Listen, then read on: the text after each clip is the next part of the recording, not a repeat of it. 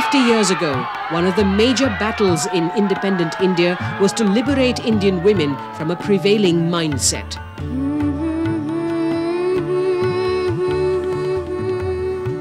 An attitude ingrained through centuries of cultural and social convictions.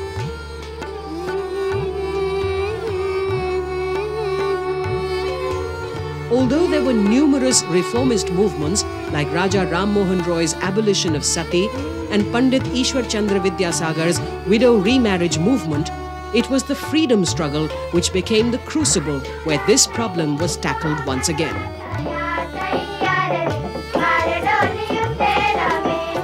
For Mahatama Gandhi, gender equality was a priority.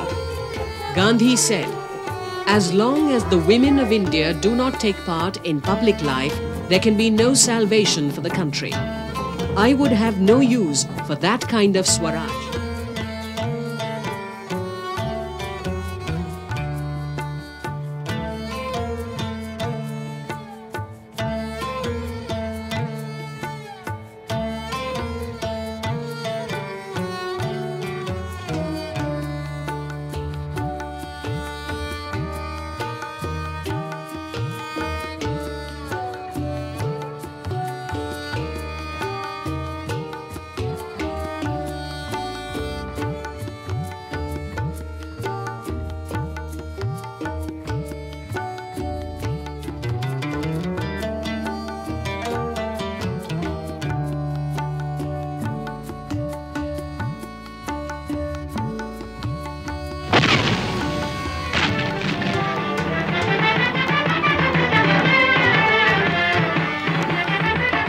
Women like Captain Lakshmi Swaminathan, who was later to join Subhash Chandra Bose and head the Rani Jhansi Brigade of the Indian National Army in Singapore. Lakshmi Swaminathan, later to become Lakshmi Sehgal, remains one of the true heroines of the country's freedom struggle. There were others such as Sarojini Naidu, Aruna Asaf Ali and Vijay Lakshmi Pandit, role models for those Indian women who wish to join public life and participate in the freedom movement.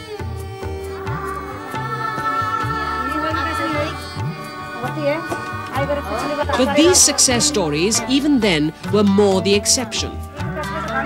During the past 50 years, statistics have been proof of the chasm that still needs to be covered to give all Indian women a life of self-respect. Proof that an uphill battle still needs to be fought for women to get their rightful place in Indian society. We have some of the finest legislation in the world. What we need to do is to really concentrate on organizing women and attacking the implementation machineries to ensure that, something happens by way of positive responses from the structures that exist. In 1991, it was found that over 60% of the female population in the country over 7 years old was illiterate. The gender bias makes the plight of the girl child in Indian society a painful reality. Despite government initiatives, the social barriers erected by an obscurantist mindset ensures that the girl child remains one of India's most neglected segment. Women comprise the largest section of the country's population living in absolute poverty. They represent the poorest of the poor. Lack of education aggravates their deprivation.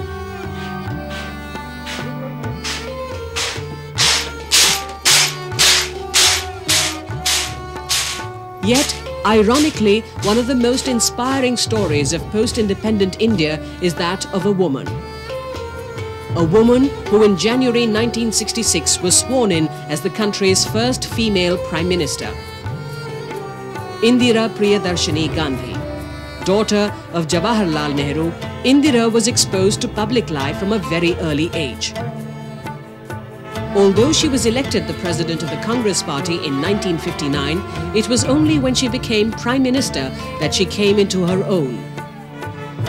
Through her tenure as Prime Minister, Indira Gandhi evoked respect, awe and admiration.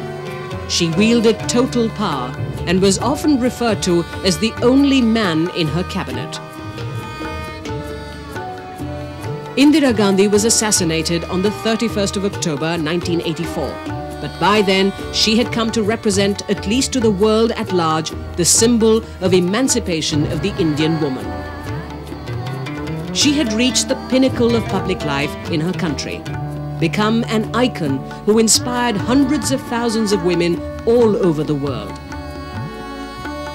Although she may not have been successful in solving the numerous problems confronting the female gender in her own country, observers argue that during the past 50 years, India has incorporated radical provisions in its law and legislation. These have given constitutional legitimacy and protection to the rights of every Indian woman.